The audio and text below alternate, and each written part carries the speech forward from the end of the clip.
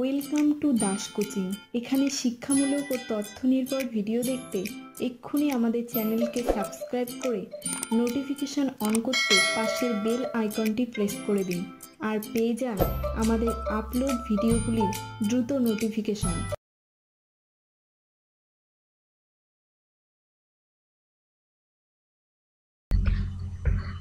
নমস্কার, দাস কোচিং এর পক্ষ থেকে সকলকে জানাই অনেক অনেক শুভেচ্ছা ও অভিনন্দন। আজকের আলোচনা course 1.1.5 understanding discipline and subject. বিষয় আন্তঃবিষয় জ্ঞান চর্চার সংজ্ঞা, ডিফিনিশন অফ ইন্টারডিসিপ্লিনারি স্টাডিজ।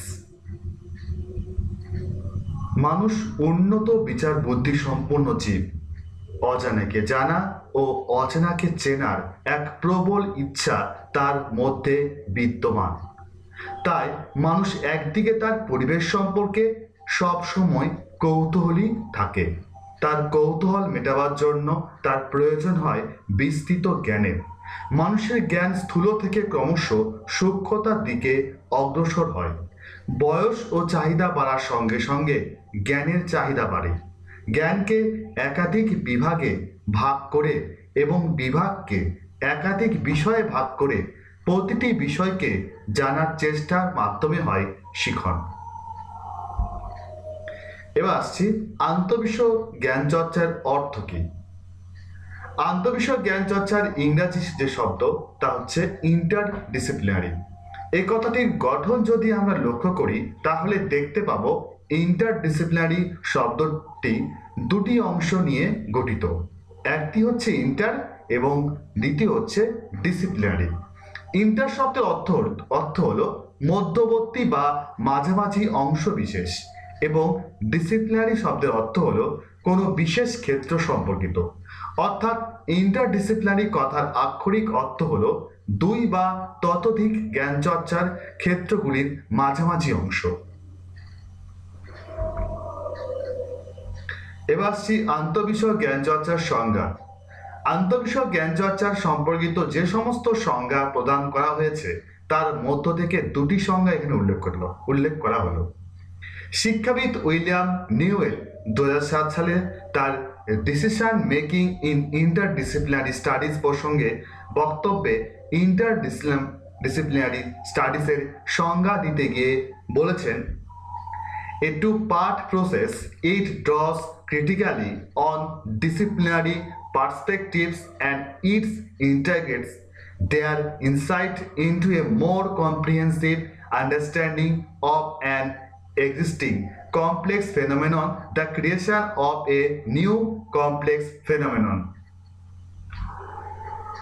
আন্তঃবিষয় জ্ঞান চর্চার সংজ্ঞা দিতে গিয়ে মার্কিন যুক্তরাষ্ট্রের the national academy of science NAS এবং the national academy of engineering and the institute of medicine NAEIM 2005 সালে বলেছে, A mode of research by terms of individuals that integrates information, data, techniques, tools, perspectives, concepts, and or theories from two or more disciplines or bodies of specialized knowledge to advance fundamental understanding or to solve problems whose solutions are beyond the scope of a single discipline or area of research practice. বিভিন্ন সংজ্ঞাগুলিকে বিশ্লেষণ করে আন্তঃবিষয় জ্ঞান চর্চার একটি সর্বজন সংজ্ঞা দেওয়া যায়। তা হলো, আন্তঃবিষয় জ্ঞান চর্চা হলো এমন একটি শনাক্তকরণযোগ্য প্রক্রিয়া বা অনুসন্ধান পদ্ধতি যা একটি জটিল সমস্যা বা প্রশ্নের উপর তার মনোযোগকে কেন্দ্রীভূত করে এবং তার লক্ষ্য পূরণের জন্য তার সংহতির উদ্ভব ও সংরক্ষণ করে। কি বলেছে? আন্তঃবিষয় জ্ঞান চর্চা হলো এমন একটি শনাক্তকরণযোগ্য প্রক্রিয়া বা অনুসন্ধান পদ্ধতি যা একটি জটিল সমস্যা বা প্রশ্নের উপর তার মনোযোগকে কেন্দ্রীভূত করে এবং তার লক্ষ্য পূরণের জন্য তার সংহতির উদ্ভব ও সংরক্ষণ করে। আন্তঃবিষয় জ্ঞান চর্চার প্রসঙ্গে উপরের প্রদত্ত সংজ্ঞা থেকে কতগুলি সাধারণ উপাদান পাওয়া যায়। সেগুলি হলো: 1. আন্তঃবিষয় জ্ঞান চর্চার একটি নির্দিষ্ট স্বাধীন সত্তাযুক্ত কেন্দ্রস্থল আছে। 2. আন্তঃবিষয় জ্ঞান চর্চার অন্যতম বৈশিষ্ট্য শনাক্তকরণযোগ্য প্রক্রিয়া। 3. আন্তঃবিষয় জ্ঞান চর্চার উদ্ভব ঘটে সম্পূর্ণভাবে স্বতন্ত্র বিষয়গুলির উপর নির্ভর করে। আজকে এ পর্যন্ত। আজকে আলোচনার পিডিএফ নিচের ডেসক্রিপশন বক্সে দেওয়া আছে, নির্দিষ্ট লিঙ্কে ক্লিক করে পিডিএফটি ডাউনলোড করতে পারবেন।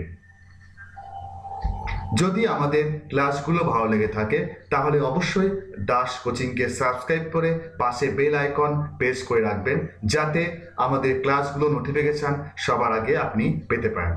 পরিশেষে সকলকে অনেক অনেক ধন্যবাদ আমাদেরকে সাপোর্ট করার জন্য।